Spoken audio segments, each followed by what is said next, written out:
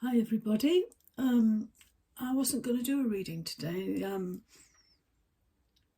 just playing around with a new deck, and these are the cards that I pulled. But I feel they're really powerful, and I'm sure there's a message here for somebody. We've got 1, 2, 3, 4 major arcana out of 6 cards, and as one of my favourite tarot readers says, there's spiritual big jobs here. So yeah, I thought I'd come on and just share this with you. The deck I'm using is by Aida Hussein, and it's a Sufi tarot based on Sufi wisdom and also the poetry of Rumi. It's really fascinating to me. It's a little bit different to regular tarot. So at the bottom of the deck, we got the Alchemist, which is the magician in the Rider-Waite. Similar kind of vibe. I was going to use this as kind of the overall energy that this is about manifesting. And I think because it's the new year coming up, we're maybe thinking about New Year resolutions. And this reading for me is a warning to be careful what you wish for. Okay? But yeah, he's the alchemist, and he's manifesting stuff. But then we get the Son of Cups, or the Knight of Cups in traditional tarot.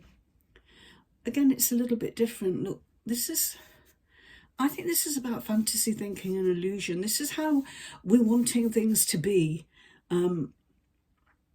When in actual fact, this is the real thing here. This isn't something that's kind of fantasy, illusory.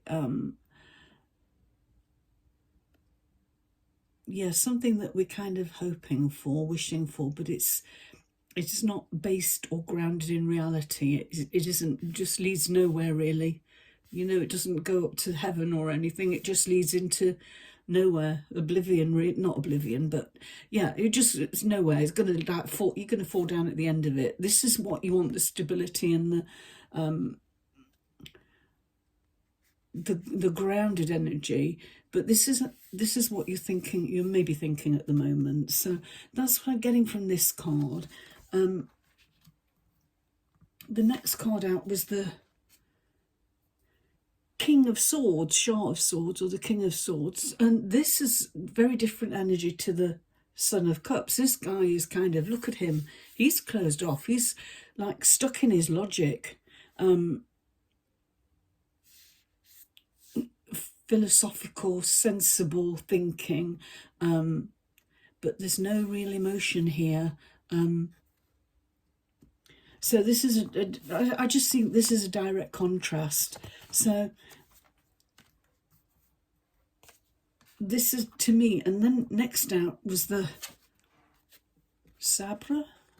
Not sure how to pronounce that. Temperance in the tarot, normal, Rider-Waite tarot, not normal tarot. This is about balance.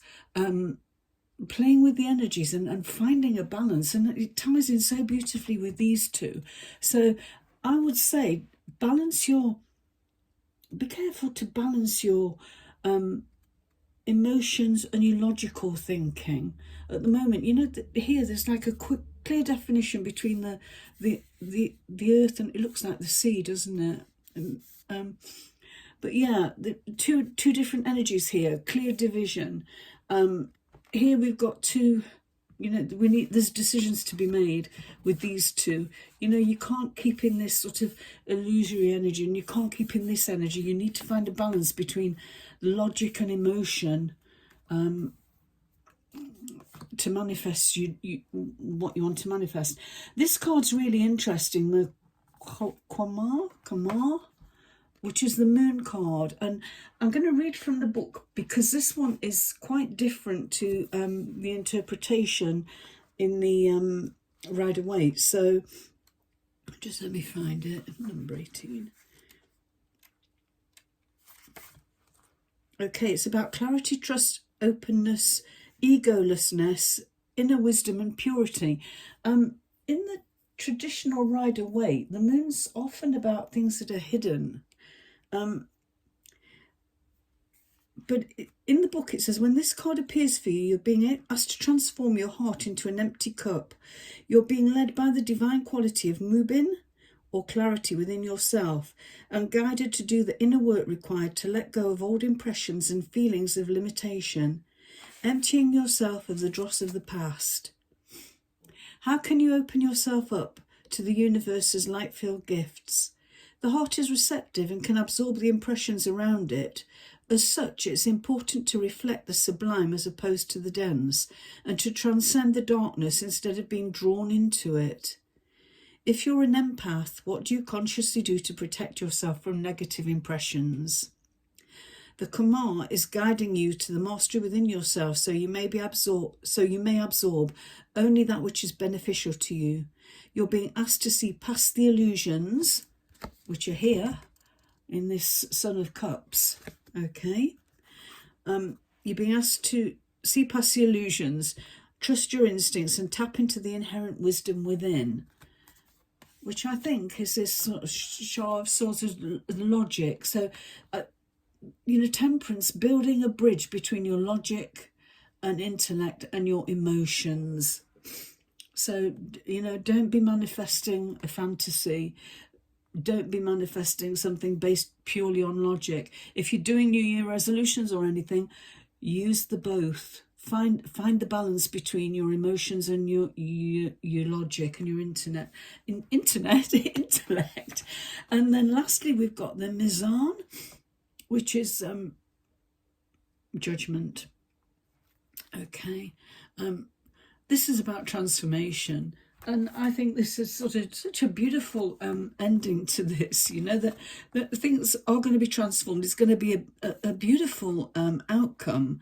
But just be careful that you find this balance between the two. Don't focus solely on what you want things to be. Use a bit of intellect and discernment while you're manifesting, or when you make your New Year resolutions, or whatever you're doing now. Whatever you're wanting, whether it's, money, romance, whatever, just be careful to balance these two. I think this is going to be really important. And that's what I've got for you. And let me just read that to you as well, number 20. Let me see what it says in the book. Renewal, awakening, resurrection, metamorphosis, stepping into your higher self. Okay, when this card appears for you, you're being told it's never too late. Every breath is a chance to start anew. Self-reflection has brought you to this stage. If something moves your soul, allow it into your heart and let it flow through your being like the waves of the air. Let the reverberations of sound heal and liberate you. Okay, so there's sort of music involved, isn't there, here? Believe in divine timing. Things will be disclosed and happen when they're meant to happen. No one's heart deserves to be closed like a cocoon. It's a time of awakening, a time when the old way of being gives way to the new. That's pretty profound as well at the new year, isn't it? It is okay to leave the old and familiar and venture out of your cocoon. You're ready to transform into that butterfly. And there's a contemplation here. It says, things to think about. What is it that constricts my soul, and what is it that sets my soul free? So I'm just going to take a shaman's dream oracle. No, mystical shaman's oracle. Just to tie it all together. Let's have a look what we've got here.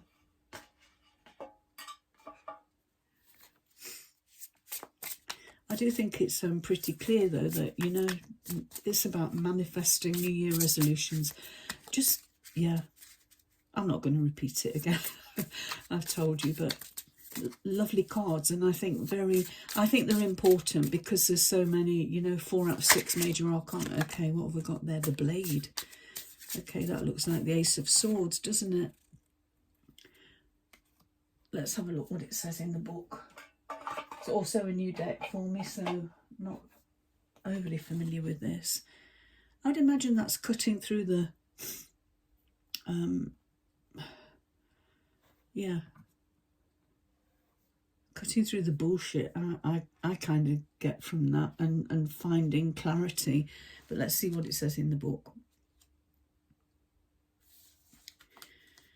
The blade represents the sharpness of the mind, body and spirit. Pointing upwards, it summons the power of heaven. When aimed down to the ground, it anchors the power of the heavens on earth. Okay, the blade can be a healing tool or a weapon. Wield it wisely and it will transmit power, bestow initiations, cut energetic cords from the past, or sever toxic relationships. If you use it with anger, it will slash, stab and kill. Okay, the invitation.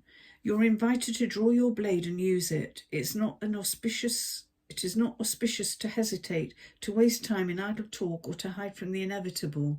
Heaven and earth are aligned to support you in claiming your power, so take decisive action. Overcome your fear of hurting others, unsheath the blade and use it wisely. It says, the medicine. It's time to put down the sword and place it back in its scabbard. Do not offer your blade in service to toxic emotions, okay, or illusion, I would say. You'll be faced with an even more disagreeable future with the people or situations you're attempting to banish. Put the blade to rest until your inner fire has mellowed. Then use your blade with impeccable intention to cut the energetic cords that are tying you to the drama at hand. Set yourself free.